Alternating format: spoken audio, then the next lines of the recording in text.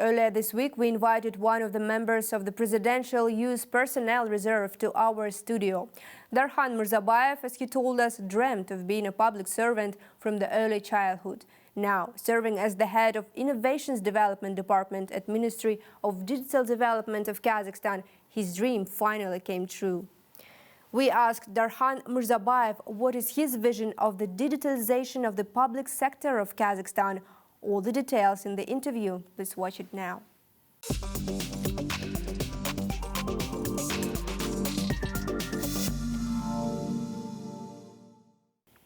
Hello, Darhan. Thank you for sharing your time with us. As I know, you have a quite solid base in digitalization, and now you're working in a public service. So my question is about how, in your opinion, is it possible to digitalize fully 100% our public service now? Yeah, first of all, I'd like to note that this is not my direct area for responsibility. However, I'd like to share my vision on it. I don't believe that there is a goal to fully digitalize the public service. What we're trying to do, we're trying to basically satisfy the customer as much as possible. Our customer is the people.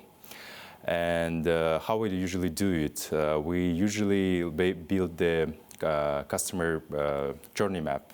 Sort of we put ourselves on the shoes of the customer and trying to understand the pain points, how many steps they are having, how many how much time they spend, how many interactions with people they have, with the public servants they have.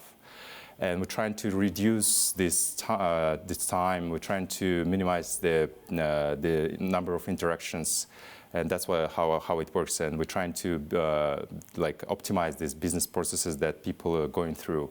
Mm-hmm. And the second thing, what we're doing is usually we're gathering the data in different databases, and we're trying to integrate the databases so people wouldn't go through the, whenever they go to the different place, they find the similar data in all of the databases. Mm-hmm. And we're trying to analyze this data and trying to see what works, what doesn't work, how to make people happier, and how to make the customer more satisfied. Mm-hmm.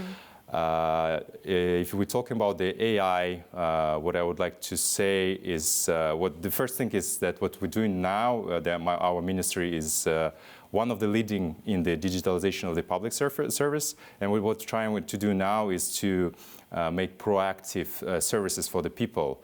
Like, for example, if the... What does it mean? Yes. Yeah, what does it mean? Like, for example, if the mother delivers the baby, she receives some messages, like push notifications, saying like, would you like to give the name of your baby?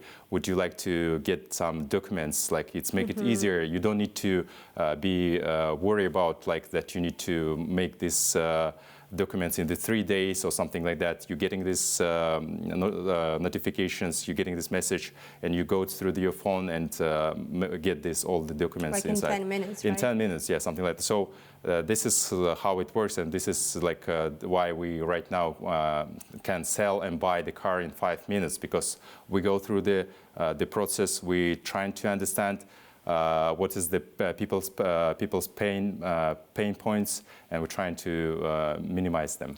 And how can we adopt, for example, AI-led technologies, as you mentioned, further into this interaction between public and state? Yeah, what we're doing now, like for example, in my case, in my department, we are together with the universities, so we are trying to build a large language model of the Kazakh language in our country. And what the one of the product of this large language model would be a Q&A system. It's sort of a question-answer system which will give you most effective response for any of your questions. It would gather the data from the laws, from the the government documents, and make it easier. It will give you the easier answer, so you get the most effective answer. For example, if you need some help in the tax or in any law help, You would just fill your question, and it's like ChatGPT, but it will be the effective way to answer you. It will give you a direct answer to your question, basically. Yes, and I think a very important question here as well is the security of data. When we talk about big data especially, yeah, right? This so how to make sure that the data is secured? Yeah, this is why we do our own like Kazakh LLM, because we don't want it to spread the data to the different countries. This is sort of our sovereignty, sort of our independence from the other countries and other not secure systems, basically.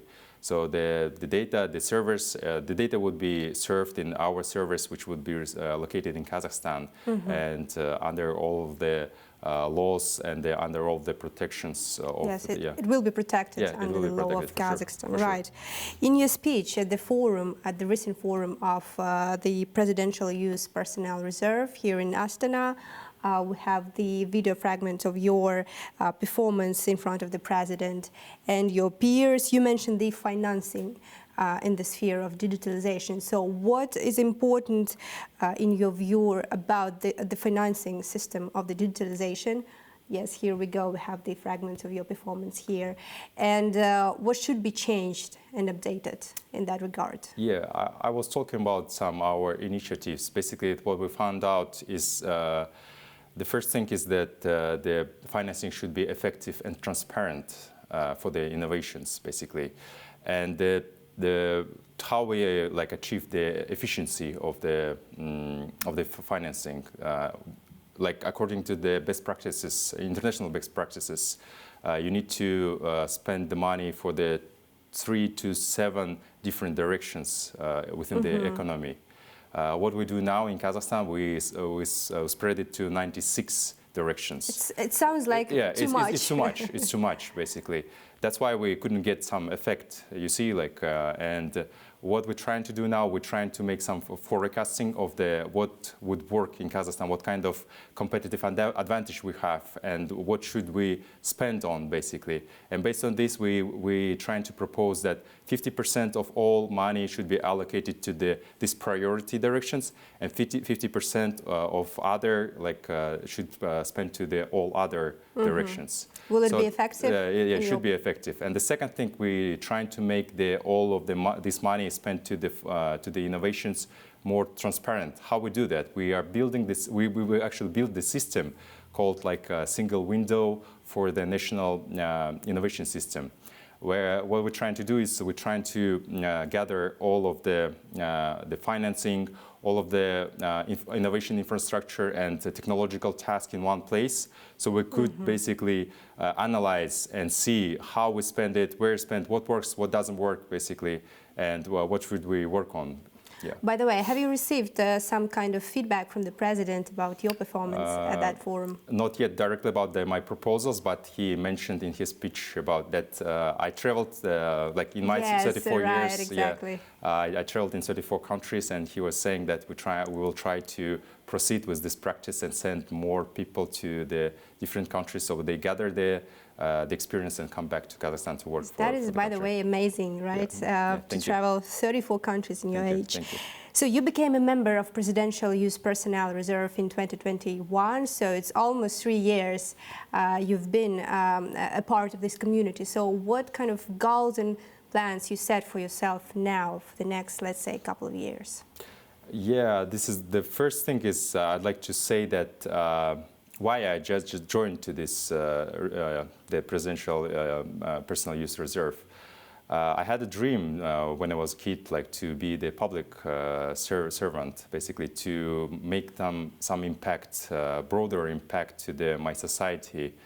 And yeah, I tried a couple of times. For example, I tried to apply to the Lee Kuan Yew School of Public Policy, and I failed. I was rejected because I never had the experience working. I always work on the private sector.